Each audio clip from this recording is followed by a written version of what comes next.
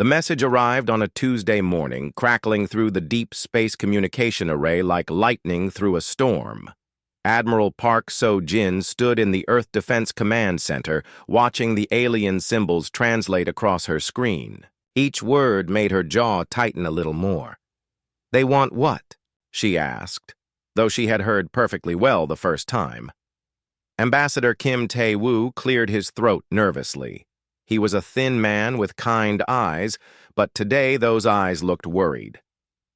"The Galactic Council demands that Earth send a significant, HFY, military presence to the Nexus system. They call it the Trial of Submission." Park So-jin read the message again. The aliens were not asking nicely. They were telling Earth what to do, like a parent scolding a child. The humans had been mining asteroids in what the Council called disputed space. The aliens said humans had no right to be there. Now they wanted to teach Earth a lesson. "How significant is significant?" Captain Lee Dae-ho asked from across the room. He was a solid man with steady hands and calm eyes.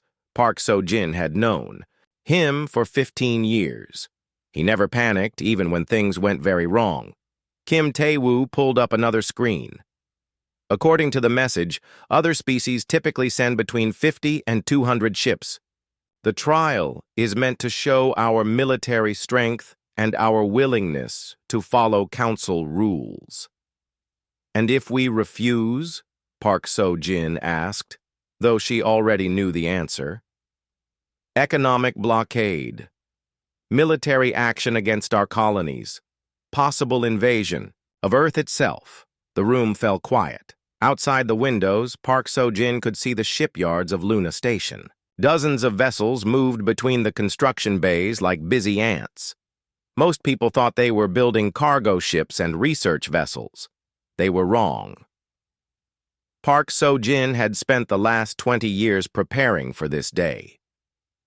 Ever since humanity's first contact with alien species, she had known this moment would come. The galaxy was not a friendly place for newcomers. It was a place where the strong survived and the weak became slaves. "How long do we have?" she asked. 6 weeks, Kim Tae-woo replied. "The trial will be broadcast across the galaxy.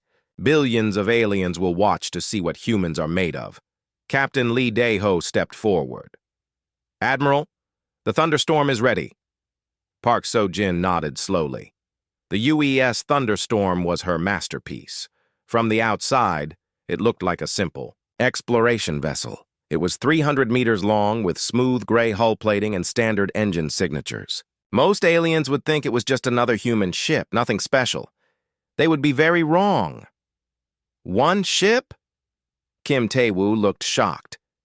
"Admiral, they expect a fleet. The Korthak Horde is sending 90 vessels. The Crystal Empire has promised 200 of their finest warriors. The Ethereal Dominion will bring their entire 5th battle group." "I know what they expect," Park So-jin said calmly. "The question is whether we give them what they expect or what they deserve." She walked to the main display screen and called up the intelligence reports.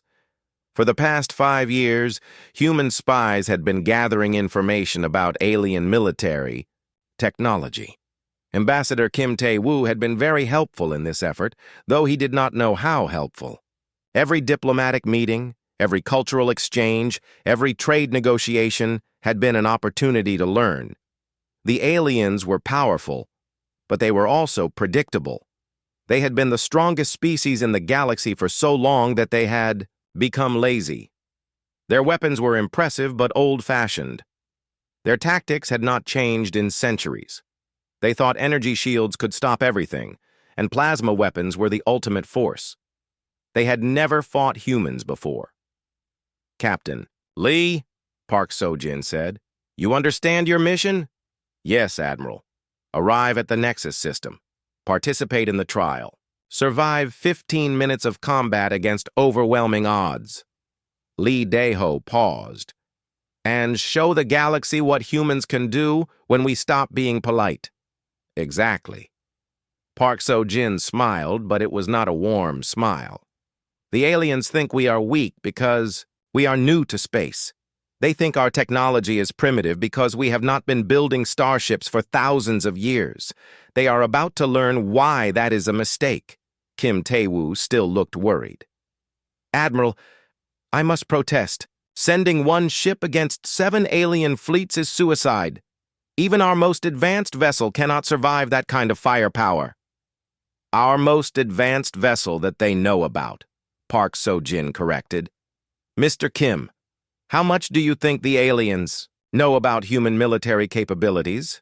The ambassador thought for a moment. They know about our patrol boats. They have seen our cargo ships and research vessels. They know we have orbital defense platforms around Earth and our colonies. And what do they not know? Kim Tae-woo frowned. I'm not sure I understand. Captain Lee Dae-ho answered for him. They do not know about the Thunderstorm project. They do not know about our kinetic weapons research. They do not know about our adaptive armor systems or our advanced AI targeting computers. They think they are fighting 21st century humans with 21st century technology. When in reality, Park So-jin continued, they are fighting 24th century humans who have spent decades studying their weaknesses. She pulled up another screen showing the Thunderstorm's real specifications. Kim Tae-woo's eyes grew wide as he read the numbers. This is impossible, he whispered.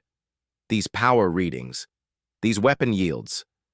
How did you build this without the Council knowing? Very carefully, Park So-jin replied, and with a lot of help from people who believed that humanity needed to be ready for war, even if we hoped for peace. The truth was that the Thunderstorm represented the work of thousands of engineers, scientists, and military personnel. While diplomats had been trying to find peaceful solutions, the military had been preparing for the worst. Every alien technology, sample, every sensor reading, every intelligence report had been studied and analyzed. The aliens had powerful energy weapons, so humans had developed kinetic projectiles that could punch through energy shields. The aliens had strong armor, so humans had created weapons that could fire solid metal slugs at incredible speeds. The aliens relied on computer targeting, so humans had built ships that could think faster and react quicker than any alien vessel. The Thunderstorm will represent Earth at the trial, Park So-jin announced. Captain Lee, you have full authority to use whatever force is necessary to complete the mission. Understood, Admiral. Kim Tae-woo looked back and forth between them. You are planning to fight, aren't you? This isn't about surviving 15 minutes. You intend to win. Park So-jin walked to the window and looked out at the Luna shipyards again. In the distance, she could see the Thunderstorm docked at the military facility. It looked so ordinary, so peaceful. None of the aliens would suspect what it really was until it was too late. Mr. Kim, she said quietly, the aliens called this the trial of submission. They expect us to submit. They expect us to bow down and accept their rules and their authority. She turned back to face him. But submission is not in human nature. When someone threatens our families, our homes, our freedom, we do not submit. We fight. And if you lose, then Earth falls, and humanity becomes slaves. Park So-jin's voice was steady. But if we win, the galaxy learns that humans are not prey. We are predators, and predators do not submit to anyone. Captain Lee Dae-ho saluted. Permission to depart for the Nexus system, Admiral. Permission granted, Captain. Show them what we are made of. As Lee Dae-ho left the command center, Kim Tae-woo remained behind, staring at the Thunderstorm's specifications. How certain are you that this will work? He asked. Park So-jin smiled, again, and this time it was warm. Very certain, Mr. Kim. You see, the aliens made one critical mistake when they challenged humanity to this trial. What mistake? They assumed we would play by their rules. The Nexus system blazed with the light of 1,000 stars as Captain Lee Dae-ho guided the UES Thunderstorm through the jump point. What greeted him was the largest gathering of military force he had ever seen in one place. 7 distinct fleets, hung in space like deadly flowers, each representing one of the galaxy's major powers. The sight would have terrified most humans. Lee Dae-ho simply smiled and began taking notes. "Holy Mother of Space," whispered Chief Engineer Yoon Han-nul from her station. "Look at the size of those ships." Lee Dae-ho looked. The Korthak hordes. Vessels were massive, brutal things that looked like flying fortresses. Each one was over a kilometer long, bristling with weapon ports and armor plating thick enough to stop asteroids. There were 90 of them arranged in perfect battle formation. The Crystal Empire's ships were different, but equally impressive. Made from some kind of living crystal that sparkled in the starlight, they moved with fluid grace despite their enormous size. Their weapons could focus starlight itself into deadly beams that could cut through planets. "Lieutenant Commander Choi, are you getting all this?" Lee Dae-ho asked his tactical officer. "Every detail, Captain," Choi Min-ho replied, his fingers dancing over the sensor controls. Weapon signatures, shield frequencies, engine outputs, communication patterns. The computer is building a complete tactical picture. Good. Dr. Seo, what do you make of their technology? Dr. Seo Ji-woo, the ship's science officer, was studying her displays with intense concentration. "Fascinating, Captain. Their energy systems are incredibly powerful, but also incredibly inefficient. They are wasting enormous amounts of power on shield systems that have obvious weak points." Weak points? Their shields are designed to stop energy weapons and plasma charges. But look at these resonance patterns. She highlighted several readings on her screen. A solid projectile moving fast enough could pass right through those shields without even slowing down. Lee Dae-ho nodded. This was exactly what they had hoped to find. The aliens had built their defenses to fight other aliens who used the same kinds of weapons they did. They had never considered that someone might attack them with simple, high-speed chunks of metal. "Incoming transmission," announced Communications Officer Han Jin-woo. "It's from the Galactic Council flagship." "Put it on screen." The main display flickered to life, showing a creature that looked like a cross between a lizard and a tree. Counselor Vexithara was one of the most powerful beings in the galaxy, ruler of a species that had conquered dozens of worlds. When he spoke, his voice was full of contempt. "So the humans have finally arrived, one small ship against the combined might of 7 fleets. Are you certain you do not wish to surrender now and save yourselves the embarrassment?" Lee Dae-ho stood and bowed politely. "Honored Counselor, humanity is grateful for this opportunity to prove our worth. We are ready to begin the trial whenever you give the word." Vexithara's laugh sounded like breaking glass. "Your worth? Little human? Your entire species could not build a ship that could stand against even the smallest vessel in our fleets. You will be destroyed in minutes." "Perhaps," Lee Dae-ho replied calmly. "But we will face destruction with honor, as all humans do." The alien counselor seemed pleased by this response. "Good. Then let us begin. You have 15 minutes to survive against our combined forces. The attacks will start gently and increase in intensity. When you surrender or die, the trial will end." The transmission cut off, leaving the Thunderstorm alone in space, surrounded by hundreds of alien warships. "All stations report ready," Lee Dae-ho announced to his crew. "Remember, we are not just representing Earth today. We are showing the entire galaxy what humanity can do when we are pushed too far." "Captain," Navigator Lee Yun-young called from her station. "The alien fleets are moving into attack positions. They are surrounding us completely." "Perfect," Lee Dae-ho said. "Let them come as close as they want." Across the system, alien commanders were making their final preparations. Captain Zorgon of the Korthak Horde was sharpening his claws on the armrest of his command chair. His species believed that war was the highest form of art, and he was looking forward to adding human screams to his collection. "How long should we let them live?" he asked his weapons officer. Orders are to make it look good for the cameras, came the reply. Let them run around for 10 minutes, then finish them quickly. Admiral Sylphina of the Crystal Empire was more thoughtful in her approach. Her people were elegant and graceful, even in war. She studied the human ship with interest, noting its simple design and apparent lack of advanced weapons. It seems almost cruel to destroy something so primitive, she mused to her bridge crew. Still, orders are orders.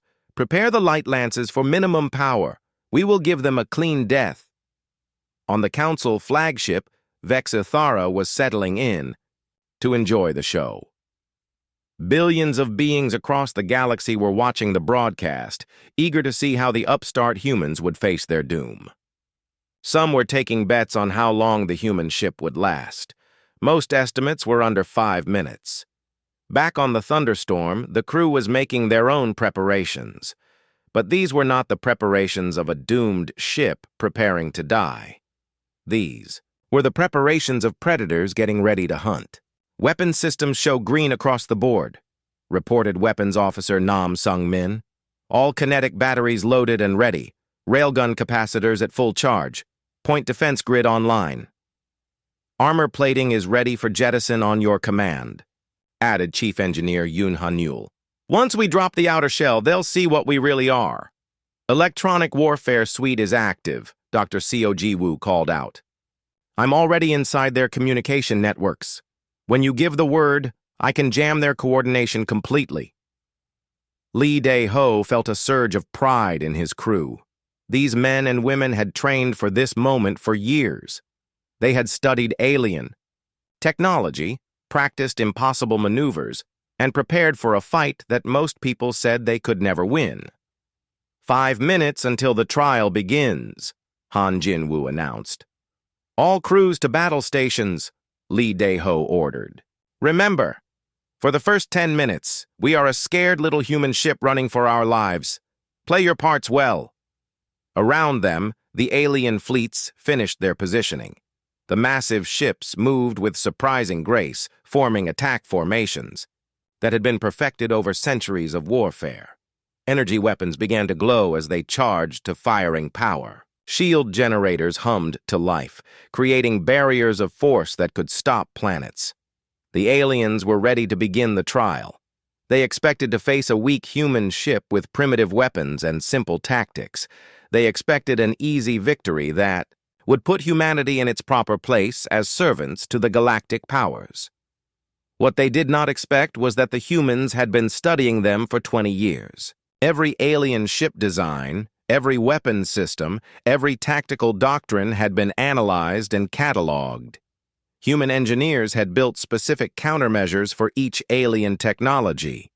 Human strategists had developed plans to exploit every weakness in alien battle formations. 1 minute to trial commencement, the Galactic Council announced across all frequencies. Lee Dae-ho took a deep breath and looked around his bridge. His crew was ready. His ship was ready. Earth was counting on them to show the galaxy that humanity was not prey. This is it, he said quietly. Today we show them what humans do when someone threatens our home. The timer reached 0. Across the galaxy, billions of aliens leaned forward to watch the expected slaughter. Instead, they were about to witness the birth of a new galactic superpower. The first shots came from the Crystal Empire fleet, beams of concentrated starlight that could melt through mountain ranges. They struck the Thunderstorm's shields in brilliant flashes, sending waves of energy cascading across the human ships. Hull, shields down to 80%. Navigator Lee Yoon-young called out, her voice perfectly pitched to sound panicked. Captain, we can't take much more of this. Evasive maneuvers, Captain Lee Dae-ho shouted back, playing his part in the deadly theater. Get us out of their firing solution. The Thunderstorm spun and dove, its engines flaring as it tried to escape the alien weapons. To the watching galaxy, it looked like a desperate dance of survival. The human ship twisted and turned, barely avoiding the massive energy blasts that filled space around it. but Communications Officer Han Jin-woo was smiling at his station.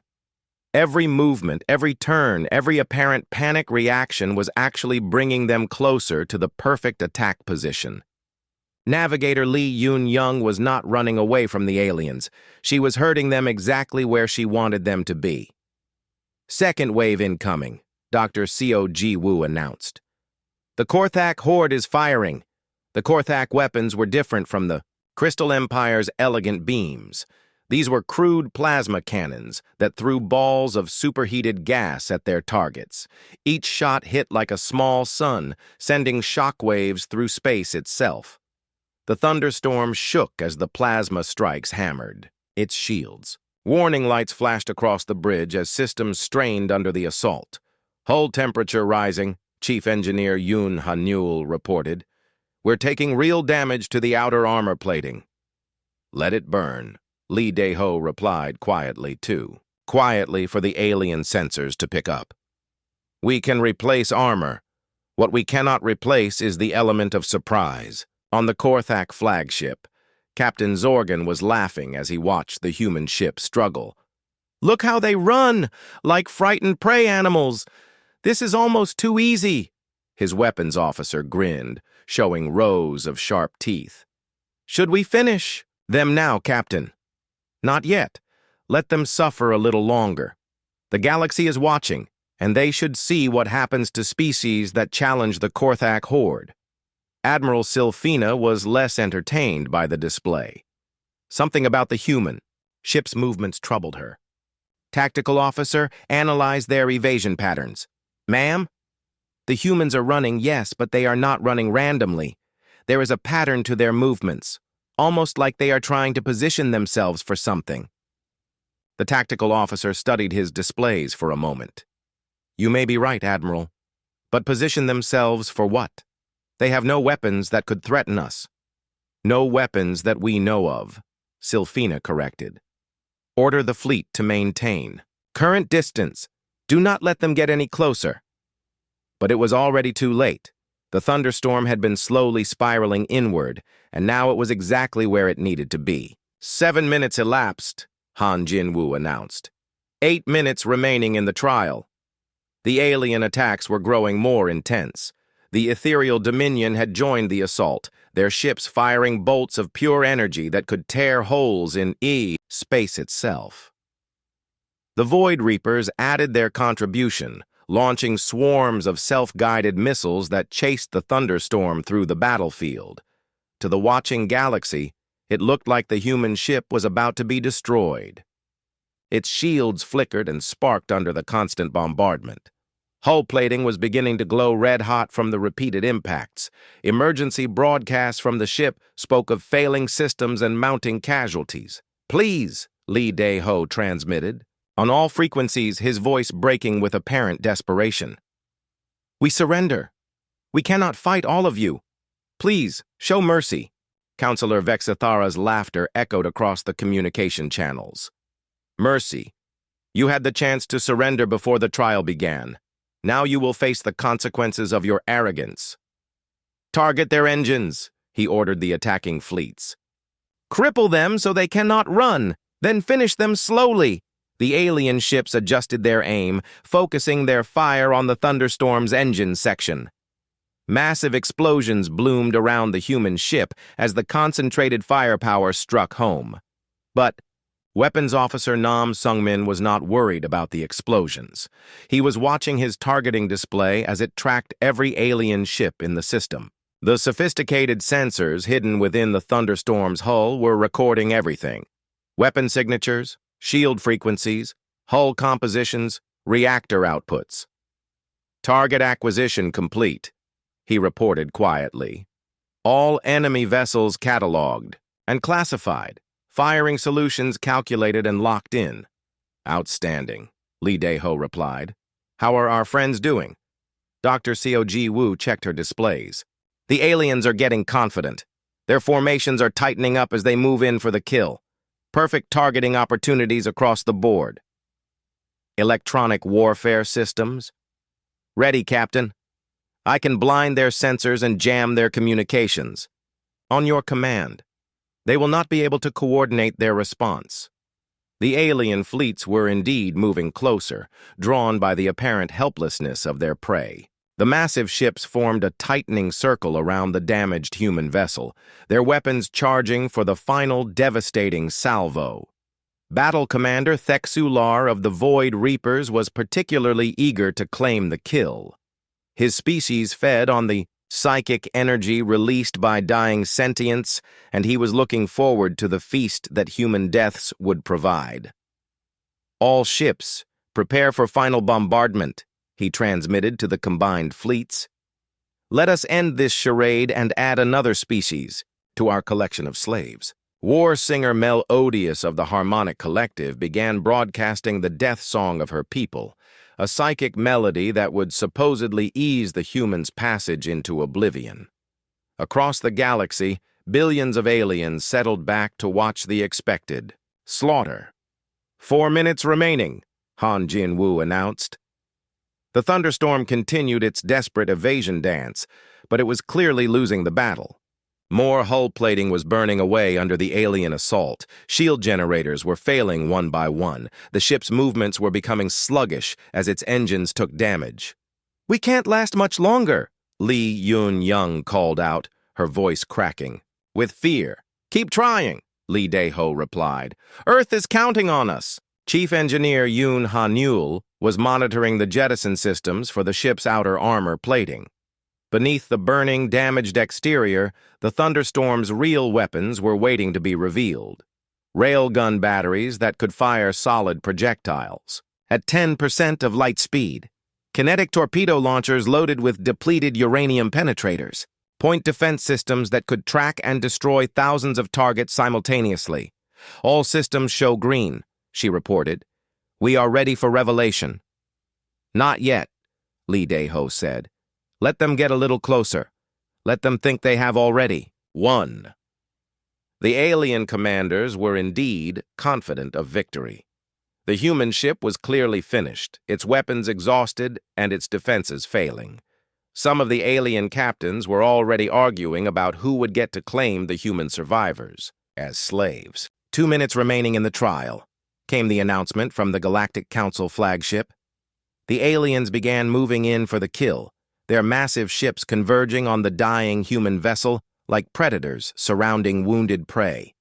Energy weapons, charged to maximum power, preparing to deliver the death blow that would end humanity's brief resistance.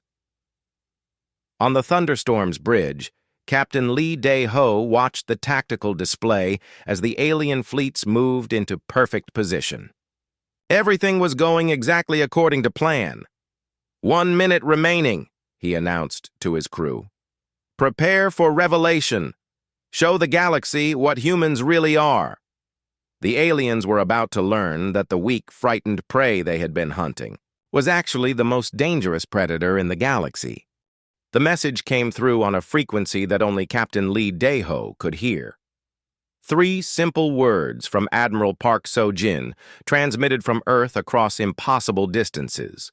Thunder cleared for storm. The facade ended instantly. "All hands, this is the captain," Lee Dae-ho announced over the ship's internal communication system. His voice was no longer panicked or desperate. It was calm, cold, and deadly professional. "Combat Protocol Alpha is now in effect. Show them what we really are." Chief Engineer Yoon Ha-neul's fingers flew over her controls. "Jettisoning outer. Armor plating in 3, 2, 1, execute." Across the Thunderstorm's hull, explosive bolts fired simultaneously. The burned and damaged outer armor plates that had hidden the ship's true nature blew away into space like discarded clothing. What they revealed underneath made the watching galaxy gasp in shock. The humble human exploration vessel was gone. In its place was a weapon of war unlike anything the aliens had ever seen. The real hull gleamed with advanced alloys that seemed to drink in starlight. Weapon ports opened like deadly flowers, revealing gun barrels that could have served as tunnels. Shield generators activated, creating barriers of energy that made the alien defenses look like paper. "My God," whispered Admiral Sylphina from her crystal ship. "What is that thing?" "Supreme Overlord Nexarius," of the Shadow Dominion felt something he had not experienced in centuries: fear. "All ships, evasive maneuvers! That is not an exploration vessel!" But it was too late for evasive maneuvers. The aliens had positioned themselves exactly where the humans wanted them. "Weapons free," Lee Dae-ho announced. "Fire at will." Weapons Officer Nam Sung-min had been waiting for this moment his entire career. His targeting system showed dozens of alien ships, all perfectly positioned for maximum destruction. "Firing main railgun batteries." The Thunderstorm's primary weapons were railguns, electromagnetic launchers that could accelerate solid projectiles to incredible speeds. The technology was ancient by galactic standards, but the humans had perfected it beyond anything the aliens had imagined possible. Solid tungsten rods, each one weighing several tons, screamed across space at 30,000 kilometers per second. They struck the alien ships with the force of nuclear weapons, but they were moving so fast that the energy shields designed to stop plasma and lasers simply could not react in time. The first Korthak dreadnought died in seconds. The tungsten rod punched through its shields like they were not there, tore through a kilometer of armor plating, and emerged from the other side trailing debris and atmosphere. The massive ship broke apart in a chain of explosions that lit up.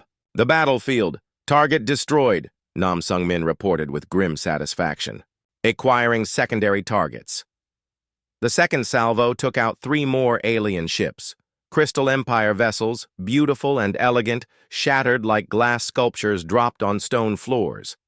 Their energy shields, designed to deflect the refined weapons of civilized warfare, offered no protection against crude kinetic projectiles moving at relativistic speeds. "Impossible!" Captain Zorgan roared from his flagship. "How are they penetrating our shields?" His science officer was studying the sensor readings with growing horror. "Captain, those are not energy weapons. They are firing solid projectiles at incredible velocity. Our shields are not designed to stop physical objects moving that fast." "Then adapt our shields. It will take hours to reconfigure the shield generators. We do not have hours." The Thunderstorm was moving now, no longer the desperate, fleeing victim it had pretended to be. Navigator Lee Yoon-young piloted the ship with deadly precision, dancing between the alien formations while her weapons tore them apart. "Electronic warfare systems active," Dr. Seo Ji-woo announced. "Jamming their communications and sensor networks. They cannot coordinate their response." The alien fleets were in chaos. Ships that had fought together for centuries could no longer talk to each other. Sensor systems designed to track energy signatures could not lock onto the human ship's unusual reactor output. Commanders screamed orders that their subordinates could not hear. "Kinetic torpedoes armed and ready," Nam Sung-min called out. "Firing spread pattern." The Thunderstorm's secondary weapons were smaller than the main railguns, but equally devastating. Self-guided kinetic torpedoes, each one a solid core of depleted uranium wrapped in smart metal that could adjust its trajectory in flight. They streaked toward the alien formations like angry meteors. Fleet Admiral Quintessence of the Ethereal Dominion watched in horror as her beautiful ships exploded one by one. "All vessels, emergency jump, retreat to Rally Point 7. But even retreat was denied to them. The human ship's electronic warfare systems were jamming their jump drives, trapping them in the killing field that the Nexus system had become. "Jump drives are offline," her navigation officer reported. "We cannot escape." Gunnery Sergeant Oh Dong-hyun was monitoring the ship's defensive systems from his post in the Marine section. "Point defense grid is tracking incoming missiles and fighters, engaging with secondary railguns." The aliens had launched thousands of missiles and attack craft, trying to overwhelm the single human ship with sheer numbers. But the Thunderstorm's point defense system was beyond anything they had encountered. Hundreds of smaller railguns tracked and destroyed incoming threats with computer-perfect accuracy. "Threat board is clear," Oh Dong-hyun reported. "All incoming. Ordnance neutralized." Chief Medical Officer Kang Hye-jin was monitoring the ship's systems from the medical bay. "All human crew members are reporting green status. No casualties, no injuries. hull integrity at 98%.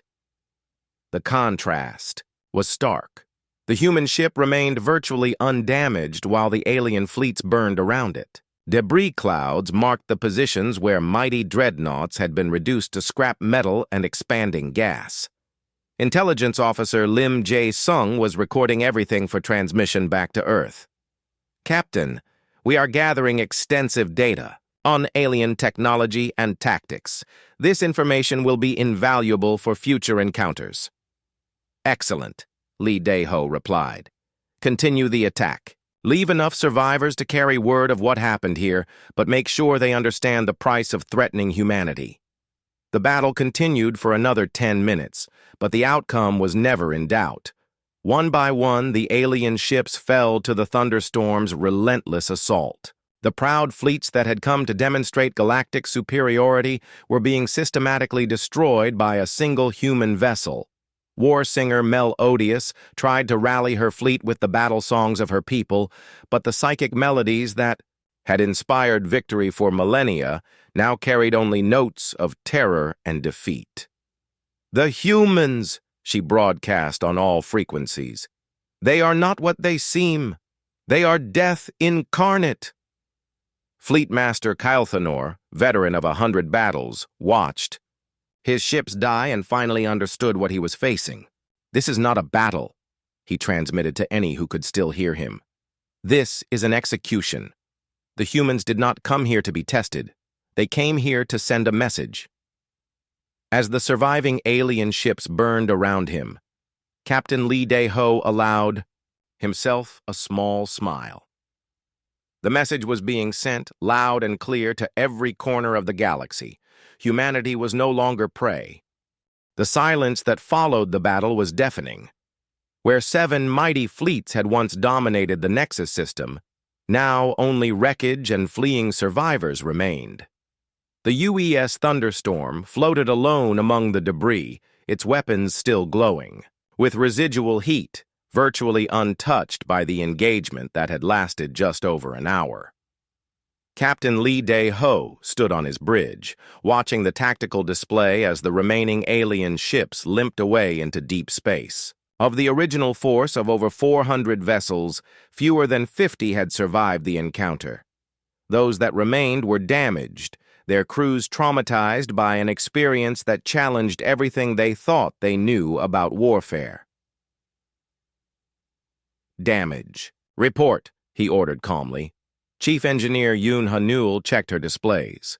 "Minimal damage to outer hull plating. 1-point defense battery needs recalibration. Overall ship efficiency at 97%. We could fight another battle, right now if necessary." "Casualties?" Chief Medical Officer Kang Hye-jin smiled. "0 fatalities, 0 serious injuries. Medic Park has treated 3 cases of excitement-induced nausea, but that's all." Across the galaxy, billions of alien beings sat in stunned silence, watching the aftermath of what was supposed to have been humanity's humiliation. News networks struggled to find words to describe what they had witnessed. Military analysts frantically tried to understand how a single ship had destroyed forces that should have been able to conquer solar systems. On the Galactic Council flagship, Counselor Vexathara stared at his screens in disbelief. The ship that had just annihilated 7 fleets was calmly broadcasting a message on all frequencies. "This is Captain Lee Dae-ho of the United Earthship Thunderstorm," the human said, his voice carrying clearly across space. "I am transmitting our formal response to the Galactic Council's invitation to join galactic civilization." Vexathara leaned forward, dreading what he was about to hear. "Humanity accepts the invitation," Lee Dae-ho continued, "but not as subjects or junior partners. We will join the galactic community as equals, with full sovereignty over our territory and our destiny. We look forward to peaceful relations with all species who respect our independence." The transmission ended, leaving the council chambers in chaos. Representatives from dozens of species began shouting at once, their voices creating a cacophony of fear, anger, and disbelief. "How is this possible? demanded the ambassador from the Crystalline Empire. "Their technology should be centuries behind ours." "Apparently," Vexithara replied slowly, "we were wrong about human technology. Very, very wrong." On Earth, President Yu Seung-ho was watching the battle footage in the Situation Room beneath the Capitol. Around him, his military and civilian advisors were celebrating, but his expression remained serious. "The easy part is over," he announced, silencing the room. "Now comes the hard part. The galaxy knows we are strong, but they do not yet know what we intend to do with that strength." General Ryu Hyun-soo, Supreme Military Commander, nodded gravely. "Mr. President, we are already receiving communication requests from over 30 different species. Some want to negotiate new treaties. Others are offering military alliances. A few are threatening retaliation.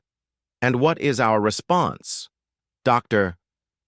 Bang Soo-young, the chief scientist who had led the development of human military technology, spoke up. "We proceed with Phase 2 of the plan. Demonstrate that the Thunderstorm was not a lucky accident or a one-time surprise. Show them that we have the capability to project force anywhere in the galaxy." President Yu nodded. "Admiral Park, how many ships of the Thunderstorm class do we currently have operational?" Admiral Park So-jin consulted her tablet. 47. Ships are fully operational and ready for deployment. Another 120 are in various stages of construction. By the end of the year, we will have over 200 vessels capable of matching or exceeding the Thunderstorm's performance." The room fell silent as the implications sank in. The aliens had just watched one human ship destroy 7 fleets. The thought of facing 200 such ships was terrifying beyond imagination. Back in the Nexus system, alien survivors were trying to make sense of what had happened to them. Fleetmaster Kyle Thanner, whose once mighty battle group was now reduced to 12 damaged ships, was recording his final report. "Command, this is Fleet Master Kyle Thanner. The human vessel was unlike anything in our databases. Their weapons appear to be kinetic projectiles fired at velocities approaching light speed. Our energy shields provided no protection whatsoever. Their electronic warfare capabilities are centuries ahead of our own. Recommend immediate revision of all tactical doctrines and ship designs." He paused, staring out at the debris field that had once been his proud fleet. "Additional recommendation: do not fight the humans under any circumstances. They are not the primitive species we believed them to be. They are predators who have been preparing for this moment far longer than we realized." Similar reports were being transmitted across the galaxy as the surviving commanders tried to warn their governments about humanity's true capabilities. But many species were too proud or too stubborn to listen. The hegemony of proud claws immediately began mobilizing. Their reserve fleets, convinced that a show of overwhelming force would bring the upstart humans to heel. The Eternal Dynasty prepared to invoke ancient treaties that would unite dozens of species against the human threat. They were making a mistake that would cost them dearly. On the bridge of the Thunderstorm, Intelligence Officer Lim Jae-sung was monitoring alien communications across the electromagnetic spectrum. "Captain, I'm detecting military mobilizations in at least 12 different sectors.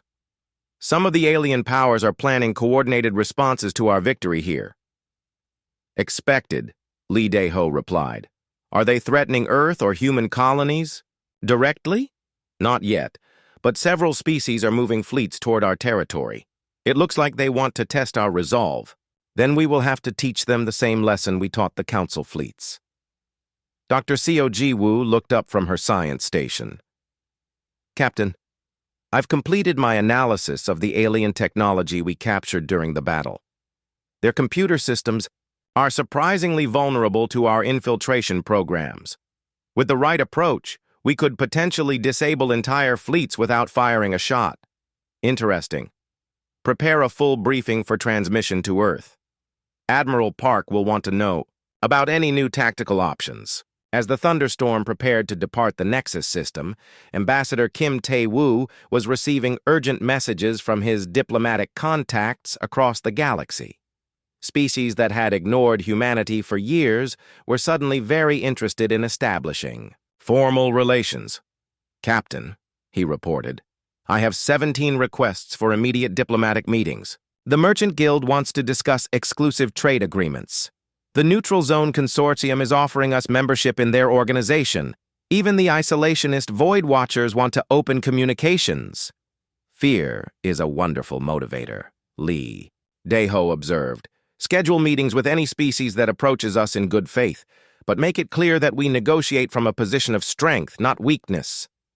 The journey back to Earth would take several weeks, but the effects of the battle were already spreading across the galaxy faster than light itself. Archon Veltaris, of the Ancient Collective, whose species had ruled vast empires when humans were still living in caves, was forced to convene an emergency session of his council. "The humans have changed everything," he announced to the gathered representatives. "For 10,000 years, we have maintained galactic order through superior technology and coordinated military force. Now a single species has demonstrated the ability to defeat our combined fleets with ease." Elder Coramathis, oldest and wisest of the council members, nodded slowly. "Perhaps it is time for us to stop thinking of them as newcomers to be managed and start thinking of them as potential partners to be respected, or potential threats to be eliminated," suggested War Master Thexulan. "If today's battle taught us anything," Veltaris replied, "it is that elimination may no longer be an option." As news of the human victory spread, entire galactic economies began to shift. Trade routes that had been established for millennia were suddenly reconsidered as species tried to avoid antagonizing the new power. Defensive pacts were hastily rewritten to exclude actions against human interests. The galaxy was learning a new reality. Humanity was no longer a minor species to be ignored or controlled. They were a major power whose wishes could not be dismissed. "Captain." Lee Daeho stood at the observation deck of the Thunderstorm, watching the stars wheel by as his ship headed home. Behind them, the wreckage of 7 alien fleets served as a monument to the day everything changed. "Any regrets, Captain?" asked Communications Officer Han Jin-woo. Lee Daeho considered the question carefully. "About the battle? No. They forced this confrontation when they could have chosen diplomacy. About what comes next? We will see. The galaxy is about to learn that humans do not make idle threats, and we do not back down from bullies. Whether that leads to peace or war will depend on how quickly they adapt to the new reality." The Thunderstorm continued its journey home, carrying with it the knowledge that humanity had taken its first step toward becoming a galactic superpower. The age of human subjugation was over before it had truly begun. The age of human dominance had just begun.